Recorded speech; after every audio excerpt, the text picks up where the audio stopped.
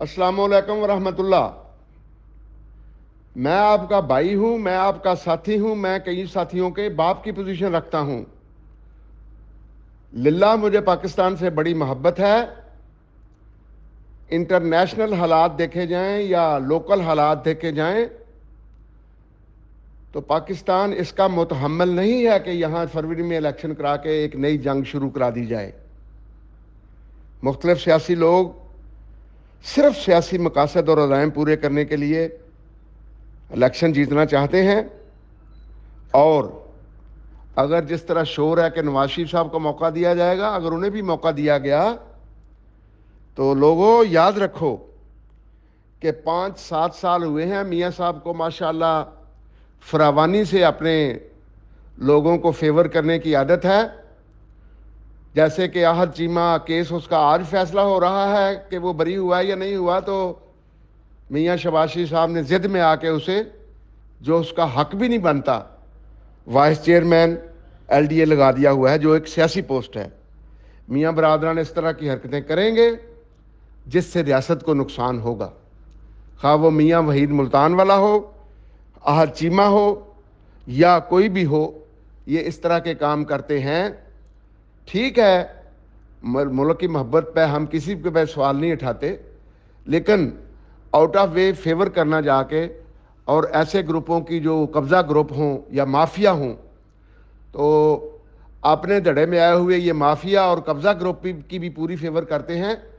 और अब पाकिस्तान 75 साल में इसमें से 3 साल तो निकाल देना, जो इमरान खान का दौर आया वो तो स्याह दौर था, उसे तो निकाल दें। बाकी जो हमने 70-72 साल में किया है, अब खुदा इस मुल्क को माफ़ कर दें ये सियासी लोग, और चीफ जस्टिस ऑफ पाकिस्तान और चीफ ऑफ आर्मी स्टाफ को हालात को सुधारने दें, मुआशी हालात को खसूसन और सियासी हालात को बिलअमूमन। वज़ीर-ए-आज़म पाकिस्तान साहब का मैं इसलिए नाम नहीं ले रहा कि अल्लाह को नहीं मंजूर, उनसे अल्लाह पाक को ख़ास काम नहीं ले रहे। दूसरे हमारे वज़ीर ख़ारजा बनाए हुए हैं जिलानी साहब मुल्तान से, वो भी पता नहीं किस तरह उन्हें भर्ती कर लिया है, वो भी खामोश बैठे हुए हैं, कोई ख़ारजा लेवल पर बात नहीं है। फिनांस के मामले भी ऐसे ही हैं। तो अक्सर वज़रा जो हैं वो ऐसे लगता है जैसे उनकी पेंशन लग गई है।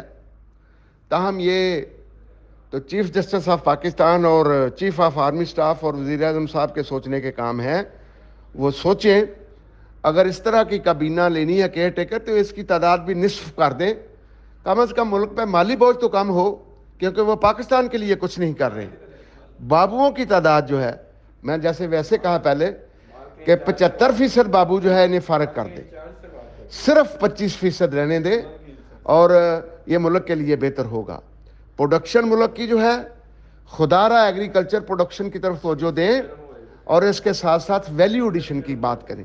वैल्यू एडिशन असल में इंपॉर्टेंस रखती है, एक्सपोर्ट्स इंपॉर्टेंस रखते हैं। किन्नों नहीं, किन्नों का जूस भेजो, आम नहीं, आम का जूस भेजो, सब्जी नहीं, सब्जी की ब्लेंडेड चीज़ें भेजो, रोटी आटा नहीं, पराठा भेजो। मतलब जब तक कपास नहीं, कपास की लिंट नहीं, सेंट माइकल जो शर्टें भेजता है वो भेजो। ये दौर अब आ गया है, और इसकी तरफ तवज्जो या चीफ ऑफ आर्मी स्टाफ दे सकते हैं और या चीफ जस्टिस ऑफ पाकिस्तान दे सकते हैं, जिन्होंने कहा कोई मर्सिडीज नहीं आएगी मेरे लिए, हटो बचो ख़त्म, सादगी आएगी हज़रत उमर फ़ारूक के दौर वाली, हज़रत अबू बकर सिद्दीक़ के दौर वाली। ये ना ये सादगी नवाज शरीफ को पसंद है, ना इमरान को पसंद है, ना जरदारी को पसंद है। लिहाजा इनसे अल्लाह तीनों से मेरी रियासत को बचा कर रखे, और मैं मुतालबा कर रहा हूँ इसे एक